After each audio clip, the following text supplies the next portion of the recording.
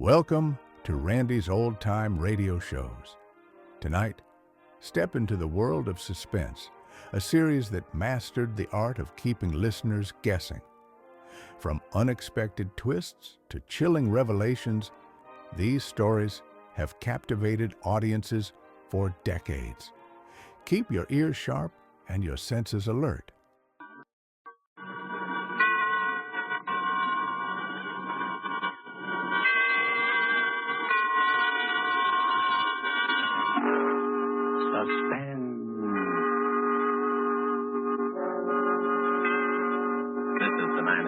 Here again to introduce Columbia's program, Suspense.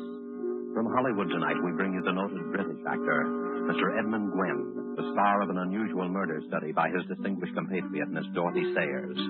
The story called The Fountain Plays is tonight's tale of suspense.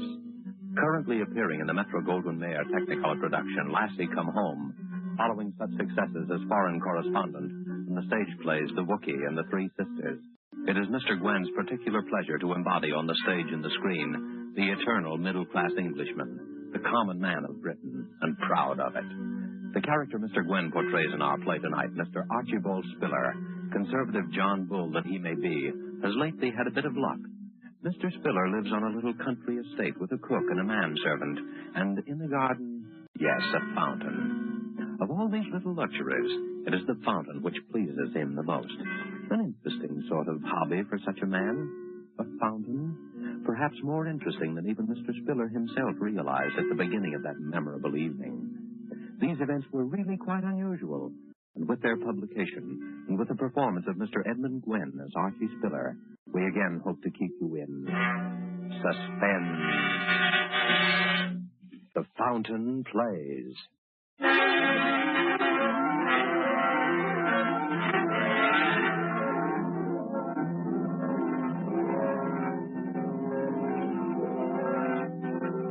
Now then, Mr. Spiller, what about it? Now, have a care of the fountain, Sam. Get wet if you stand too close. Fountain? You ain't a blasted fountain, wasting your money on a doodad. Unexpensive, Sam. It's very ingenious, really. Uses the same water over and over again, you see? Don't try and put me off. What about it? Well, I told you I'd talk to you about it later this evening. Later. Well, I want to talk about it now. I want a straight answer to my question. I've given you an answer. You've given me nothing but bluff and bluster. Do I get it or don't I? That's what I want to know. And if I don't... Please. My guests are arriving. I'll talk to you tonight. You'd better talk straight, too. It'll be your last chance, Miller. Hello there, everybody. Just in time for a cocktail. Come in. Edward, find you here, Daddy. I hope we're not interrupting. Certainly not. You know Mr. Gooch, don't you, my dear? Of course. And this is my neighbor, Mrs. Digby, Mr. Gooch. How do you do, Mr. Goose?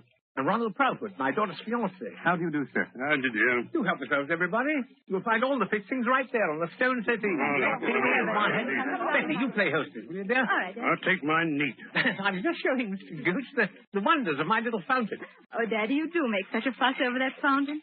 Oh, well, even so, I always say that there's nothing quite like a bit of ornamental water to set a place off. Sort of like the Versailles Gardens, what? Oh, it's really lovely, Mr. Spiller. And so secluded with the rhododendrons and the lilac hedge all around.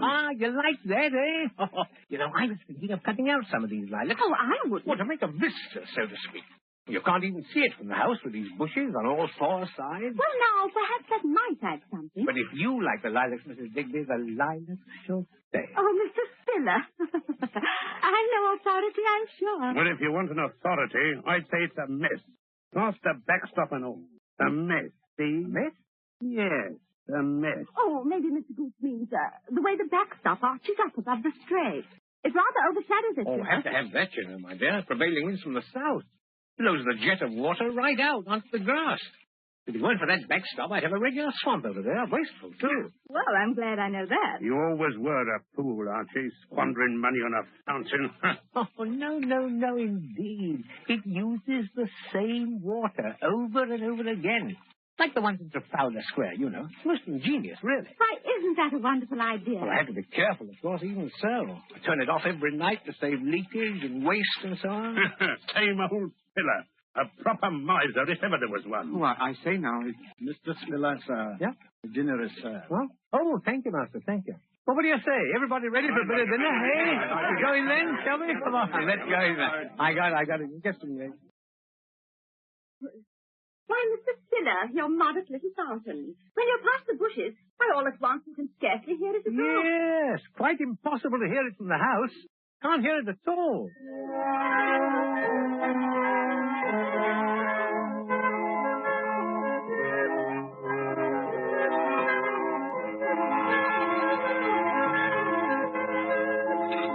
Another glass of port. Won't you have one, eh? What is it, Masters? Will that be all then, sir? Yes, thank you, Masters, yes. Excellent dinner. My compliments to the cook, please. Yes, sir. And coffee in the drawing room. Very good, sir.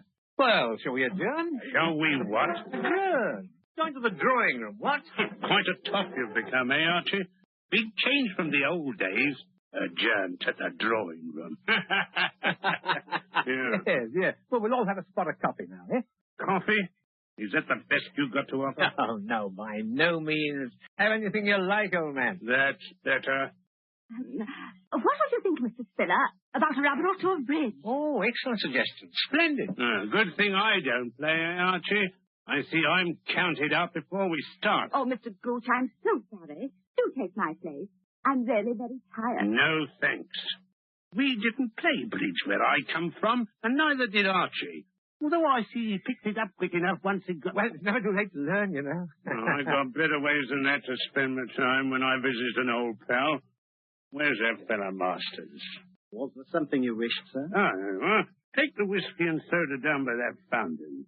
Whiskey and moonlight and jolly old fountain. That's the proper way to spend an evening, eh, Millard? Quite, sir. Mind you bring the full decanter. One drink's only a starter for a chap like yours truly. Very good, sir. While I'm at it, better take a few of these here Coronas. Only the best for your old pals, eh, Archie? Yes. See you folks later. See you later on. Well, Mr. Digby, it'll be you and me against the youngsters. Daddy, Yes, sir? will you tell me why you put up with that man? Gooch? Oh, come. He's not a bad sort, really. Had a drop too much this evening, perhaps. But... He always has a drop too much. And he is a bad sort. He's a rude, unpleasant, terrible man. Well, old friend, you know, not much a chap can do. Oh, Daddy, you're so soft-hearted. But if you can't do anything, I can. Now, please, dear, please. He'll be gone in a day or two. Right time. What does he mean talking to you that way in your own home? Shall we cut the deal? Yes. Shall I, Well, I don't care. You shan't put me off. This is the last time that man is going to come into this house.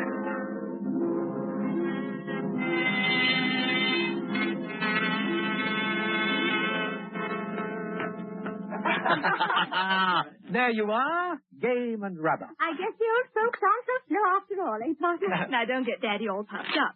You did have all the cards. Oh, not a bit of it. Jolly well played, sir. Say one more. Oh, I'm afraid not.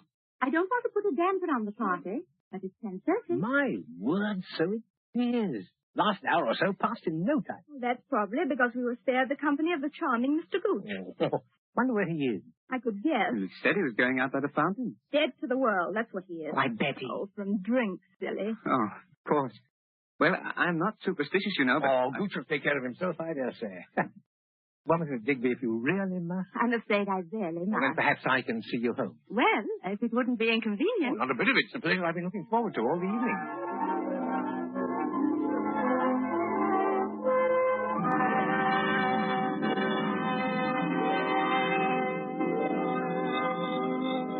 Well, here we are. Yes. It's been such a lovely evening, Mr. Spiller. Yeah, you know, I've been thinking, I'm awfully lucky to have found a neighbor like you.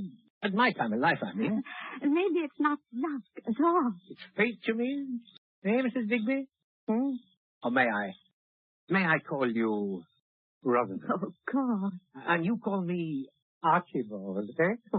It's your name, but it's the only one I've got there. All right. You know, it was true what I said tonight, that the place will be needing a new hostess soon. With Betty getting married, you mean? You must be very happy for her. Oh, I am. But what I mean is, that, well, we're both alone in the world now, and Yes? Rosalind, there's something I want to talk to you about. soon. I can't just now. There are arrangements I have to make, but I do want to talk to you very seriously. Well, I'll always be here, you know. But it's late now. Yes, it is. Good night, Rosalind. It has been a lovely evening. Good night, Archibald.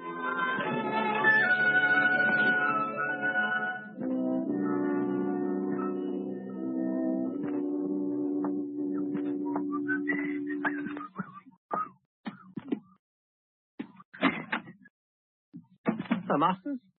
Anyway, where's everybody? Mr. Ronald left 5 or 10 minutes since, sir, and Miss Elizabeth has retired. Oh. Well, has Mr. Gooch come in yet? I couldn't say, sir. Shall I go to see him? No. Never mind. You can cut along to bed now. I'll look up. Very good, sir. Oh, by the way, Masters, is the fountain turned off? Yes, sir. I turned it off myself at 10:30, seeing you were engaged. Oh, fine. Well, good night, Masters. Good night.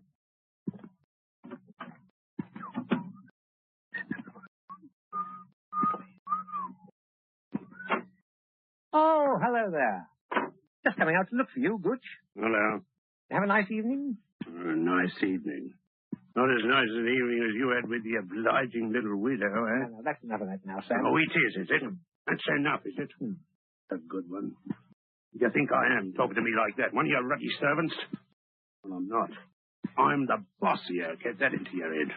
I'm the boss, and you know it. All right. But buzz off to bed now, like a good fellow. It's getting late, and I'm tired. Oh, no, you don't. Think I'm drunk, don't you? Well, I'm not drunk enough so I don't remember the little business I've got with you. Well, can't we talk about it in the morning? No. Talk about it right now. I'm short of cash. High time you kicked in with some more. Now, look here, Sam. I pay you your allowance as we agreed, and you stay here whenever you like. But that's all. Oh, it is it? Yes. Getting pretty high and mighty, aren't you, number 4132? Sam, quiet. You're in a fine spot to tell me what you're going to do, aren't you? Quiet. The servant's mightier. Quiet. Betty mightier, or Ronald Fatnoodle, whatever his name is. Sam, you're drunk. Sure, I'm drunk. I'm not an escaped jailbird, am I? I'm not liable to be all back to work out 10 years of labor for forgery, am I? Sam, listen, I'll give you a little extra. Just this one. When I think a man like me, that was only in for a short stretch anyway, worked it out all good and proper, dependent on that charity, mind you, of a pal what's rolling in wealth. I'm not rolling in wealth, and you know it.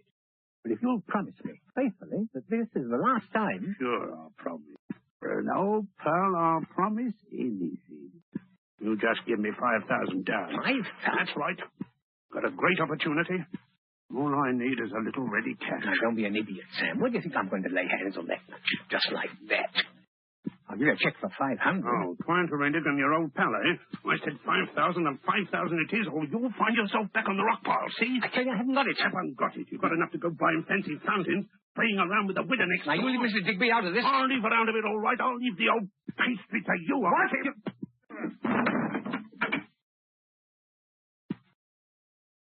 I told you that was enough of that, and I meant it. Now pull yourself together and go to bed. Go on. I'll talk to you in the morning. You hear me, Sam? Sam. Yeah, come on. Come on. I didn't hit you that hard, you know. Go on. Get up on your feet now, Sam. Go on. Sam. Sam. Sam.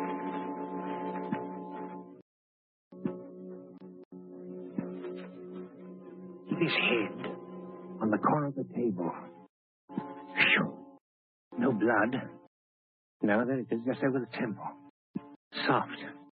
Spongy. Mr. Gooch's fall had made quite a racket, too. Somebody must have heard it. They'd be calling out in a moment. Footsteps coming down to find out what's the matter. Have to think fast. What was that? Oh, just the old clock. Nobody on this side of the house anyway. Nobody could have heard. Steady now and face the facts. He's dead. Murdered. Oh, it didn't feel like murder. But the police won't care about that. First off, they'll take fingerprints. And then...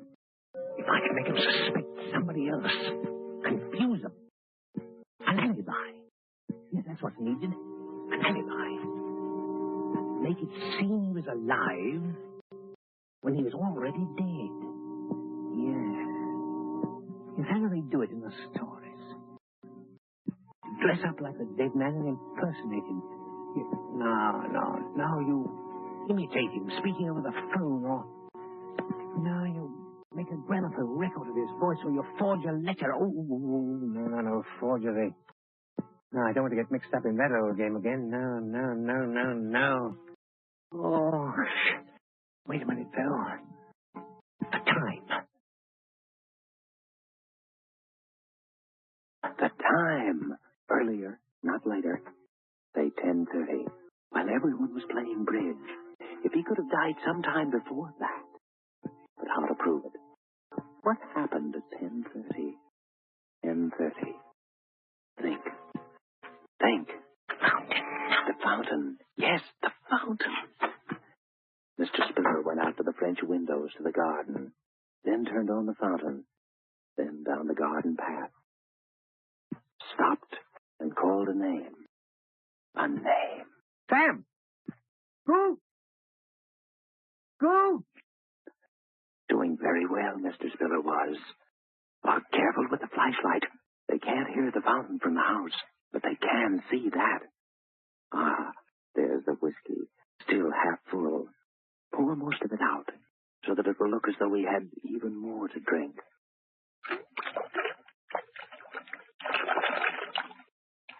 Now back to the house. That'll do. Now back into the house. Looked for him and didn't find him. It was dark. The moon had gone down. But from now on, quiet. Quiet as he is lying over there. Wheelchair. The whole closet. The wheelchair used to be Mrs. Spiller's. Remember how he... No, not time to think of that now. Just left him into it. Who'd have ever thought old Sam was so heavy? Now out the other door. But quietly this time. Down the back path. Carefully. Feel like running. Feel as though every window in the house were thronged with white staring faces, watching. The manufacture of an alibi. Here we are. Now to lift him up again. There. Lay him down on the edge of it. One hand in the water. The bruise on his head right up against the stone corner of the basin. There. What's that? He's alive. Gooch is alive. After all the trouble, after committing practically the perfect crime, he's alive.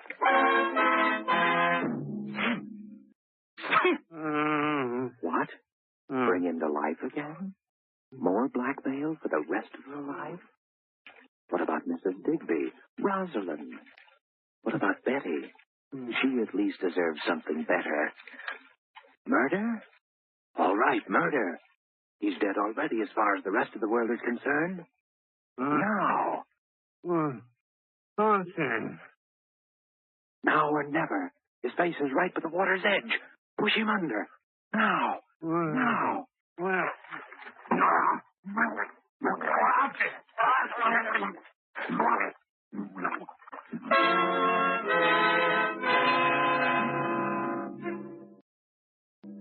And so it's done. Remorse? Why remorse? Does the mouse feel remorse that the cat is killed? Does the prisoner feel remorse when he leaves his prison? No. No, it's done. And well done. Nothing left but the finishing touches now. Take back the wheelchair. Let the fountain run another hour. And then to bed. And when the police come in the morning, the perfect crime. Remorse? Nonsense. Congratulations would be more like it. Yes, congratulations, Mr. Spiller.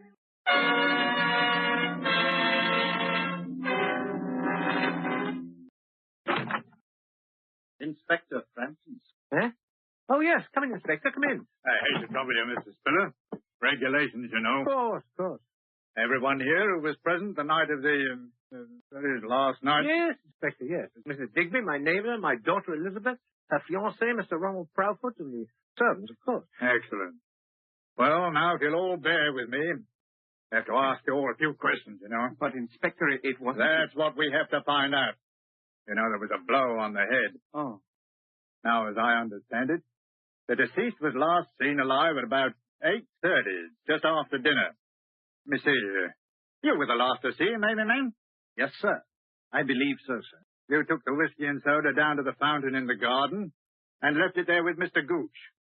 And that was the last time he was seen alive by any of you, eh? Yes. Yes, Yes, that's The four of you then played cards, I believe. Yes. Until what time? Oh, about 10:30. And no one left the room during those 2 hours? No. Then, Mr. Spiller, you accompanied Mrs. Digby to her home. Yes. Is that correct, Mrs. Digby? Yes, Inspector.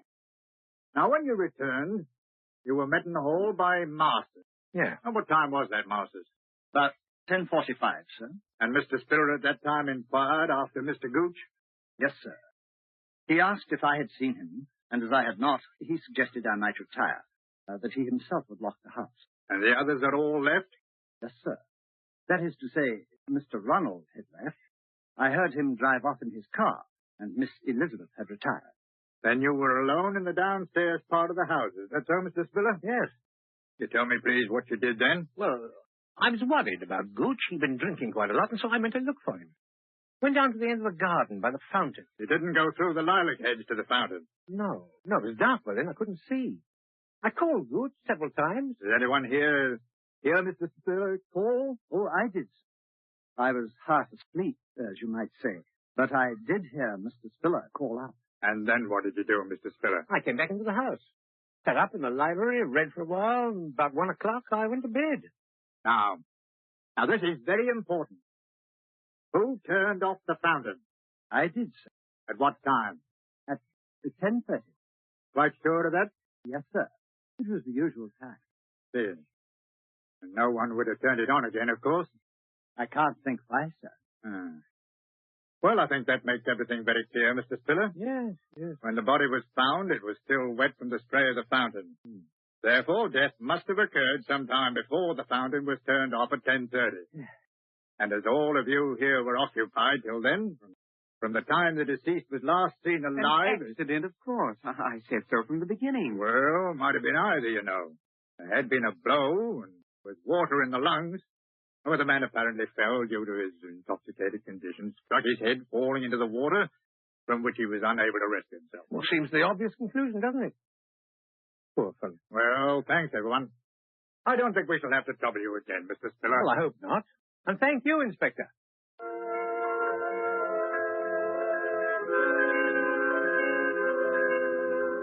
It is the verdict of the coroner, Township of Alton, County of Hampshire, that in the case of the deceased Samuel Gooch, death was due solely to accidental causes.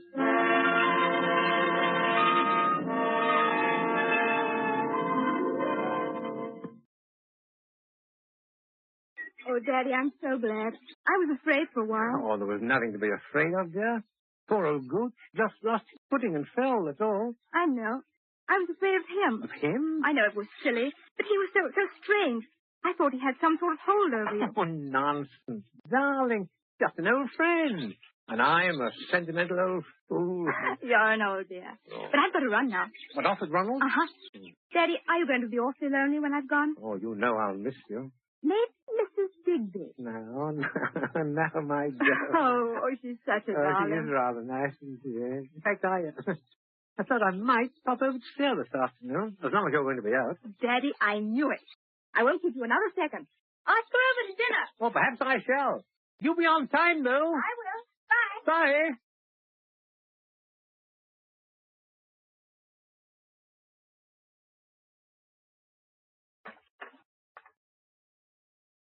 Beg pardon, sir. Huh?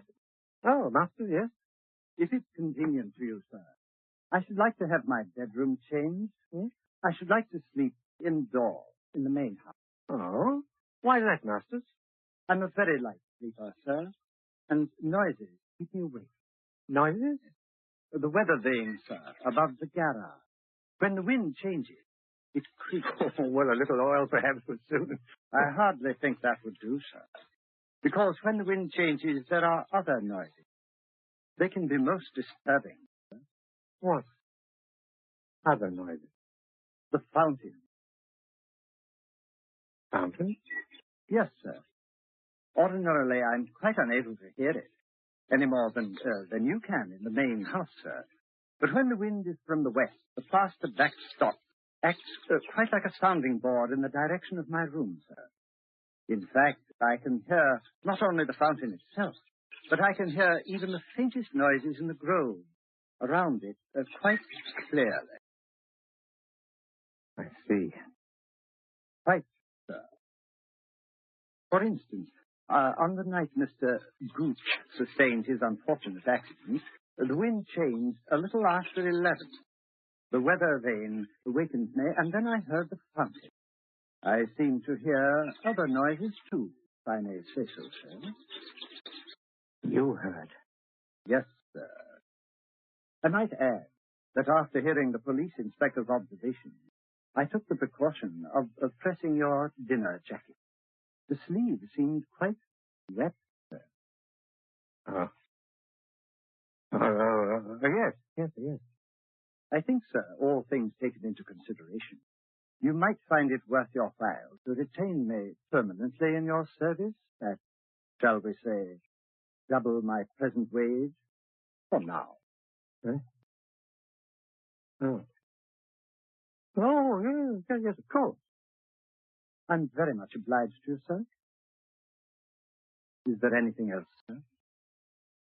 No, nothing else. I'm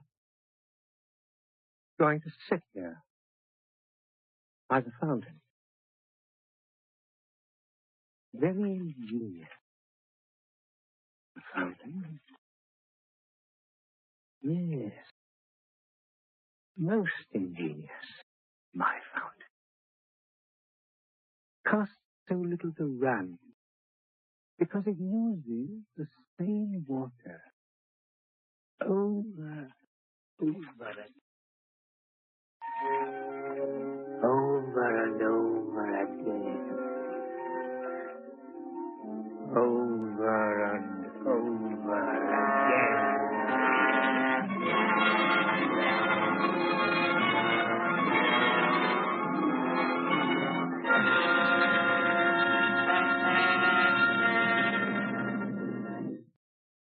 So closes The Fountain Plays, starring Edmund Gwenn and the Dorothy Sayers story, which was tonight's tale of Suspense. The producer of these broadcasts is William Spear, who with Ted Bliss, director, Bernard Herman and Lucien Marowik, conductor and composer, and Robert L. Richards, the radio author, collaborated on tonight's Suspense. Now CBS is pleased to announce that starting next week at the same time, Mr. Robert Young will begin a brand new series entitled Passport for Adams. Passport for Adams will bring you each week the adventures of an American newspaper reporter among the people of the United Nations. Next week's broadcast will be written and directed by Norman Corwin, with music by Bernard Herman, and the stars, we've said, will be Robert Young. This is your narrator, the Man in Black, who invites you to be with us for Suspense 1 week from Saturday at 7:30 to 8 Eastern War Time, and from 8 to 8:30 Pacific War Time, when with Miss Agnes Moorehead, and with a repeat performance by popular request of the play called Sorry, Wrong Number. We again hope to keep you in suspense. This is CBS, the Columbia Broadcasting System.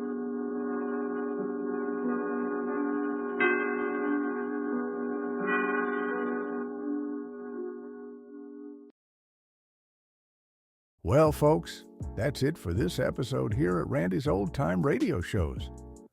Before we wrap up, it's worth noting that Randy dedicates countless hours to restoring and editing every single show before it's uploaded for your listening pleasure. Our goal is to preserve these old-time radio treasures and make them sound as clear and warm as the day they were first broadcast. If you'd like to support his hard work and help keep these classic shows coming, any donation, big or small, is sincerely appreciated.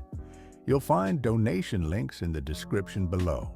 Or if a QR code appears on your screen, simply point your phone's camera at it and follow the prompts. Randy sincerely thanks you in advance for helping keep these shows alive. Thanks for joining us, friends. Until next time, keep the memories warm and the stories close.